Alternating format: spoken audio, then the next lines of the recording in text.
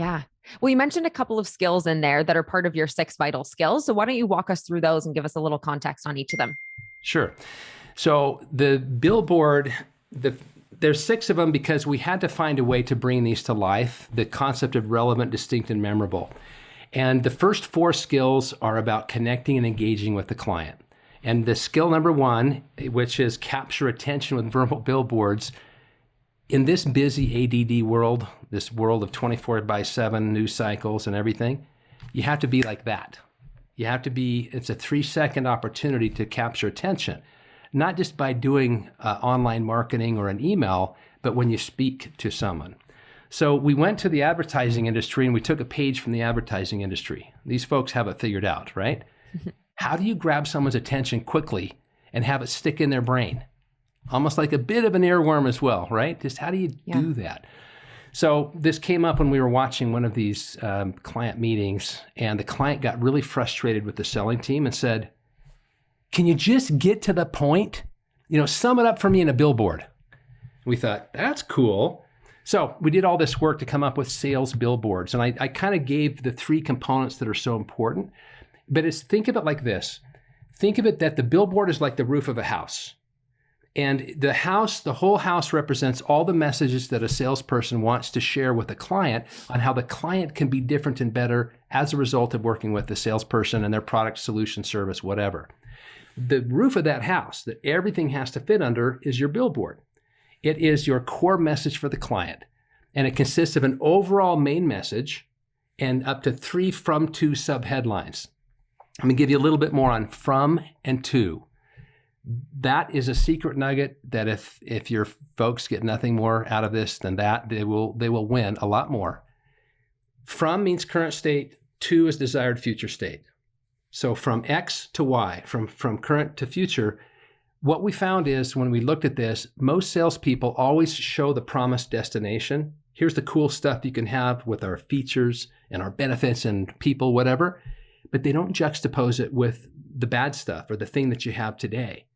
Very few people do it. Very few marketing agencies do this. It's a huge miss, frankly, out there in marketing and a huge miss in sales. It's a blind spot that salespeople have. So we found if you can put together how you can go from X to Y, from a certain position to another position over a certain time period, the human mind takes over and it becomes really exciting for the client. They can picture almost with the emotions and the symptoms that I have here, and they're going to be very different over here. So you want a from to headline to juxtapose that.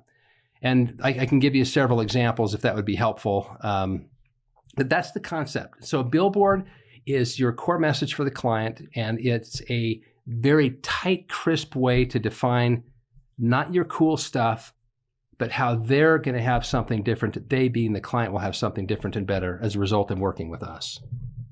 Does that make sense? Cool. Yeah, absolutely. Yeah. Cool. So you've got the billboard. That's like, tightening it all up, giving them something short, concise, snappy. What are the other skills that the salespeople need to adopt?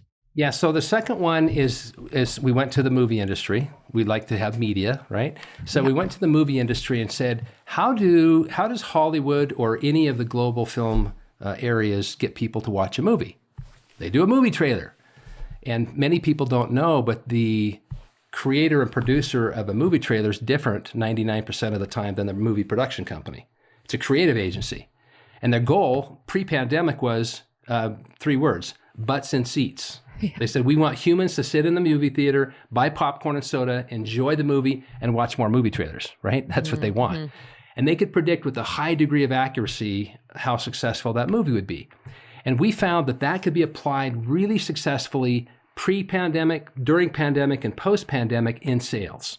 So we actually talked to producers, some famous people, to figure out what's the formula. And we looked at the top 100 movie trailers over the last 100 years and all that. We came up with a simple formula: capture attention, create interest, call to action. So the billboard, the core message, slides right down into the delivery vehicle called a movie trailer. And whether you're trying to get a meeting, for example, how are you going to capture their attention and create enough interest that they will be willing to meet with you if that's your desired action?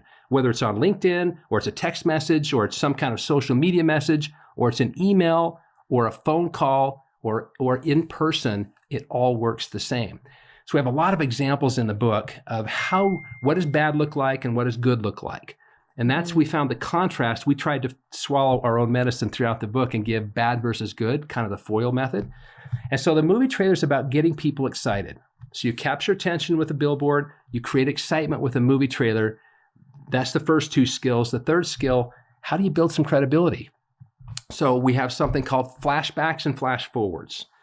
And a flashback, just like in a movie when you're watching a scene and all of a sudden there's a little bit of a flashback, you go back in time and you go, oh, this thing happened over here, and that's pretty important to the plot here in the current time.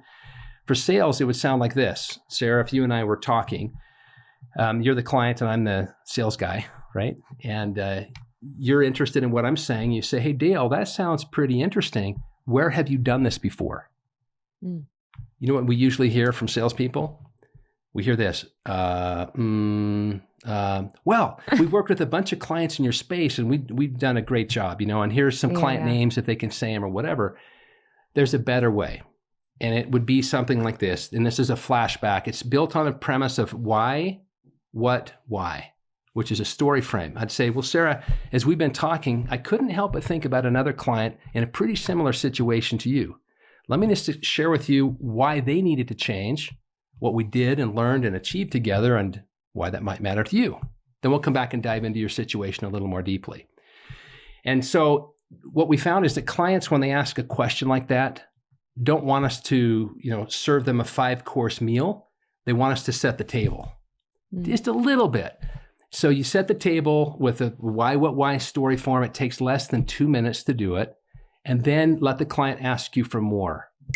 So we kind of have a thread through the book of being really respectful to clients' time and thoughtful, not cheesy, not over the top, not underneath, but just kind of right here, where meaning meet them where they are. And that's a thread on building credibility and confidence. So that's skills 1, 2, and 3, capture attention, create excitement, build credibility and confidence. And then skill 4 is all about when you are needing to serve up your differentiator, how do you do that? So you can become essential. And we have a nugget in there called make sure you have a point of contrast. So if you say, we're different because of X, and you have to say, well, relative to what? Compared to what? Well, it could be compared to what a competitor might do, which you have to be careful on because you're not trying to trash competitors. Yeah. But at least maybe comparing to how generically somebody else might approach the situation. We found that point of comparison does the same thing to the client as having a from and to thing. Juxtaposing two things together, that's the secret sauce of being strikingly different. And that's why we came up with the title of the book is Strikingly Different Selling. What does that mean? It means stand out so that you can sell more. And the reason you would do that is because the client's getting something different and better and they like that. So that's the first 4 skills. It's all about connecting and engaging with the client and having messages that all come under that roof of the billboard.